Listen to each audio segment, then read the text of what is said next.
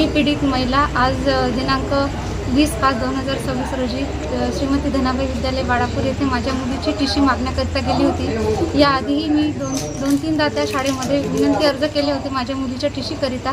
त्यांनी तेव्हा दिली नाही। आज परत मी शाळेमध्ये गेले आणि त्यांनी मला टीसी देण्यास होकार दिला आणि मला फारच बोलावले आणि तिथे मला टीसीच्या ऐवजी शरीर सुखाची मागणी केली।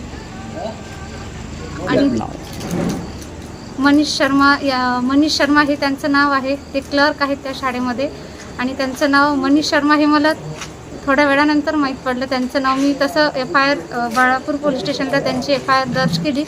तिथे मी त्यांचं नाव मनीष शहा असं केलेलं आहे, पण त्यांचं नाव मनीष शर्मा आहे। मी तशी बाळापूर पोलीस स्टेशनला लेखी तक्रार केलेली आहे आणि तसं एक अर्ज पण केलेला आहे त्याच्या नावाच्या बद्दल।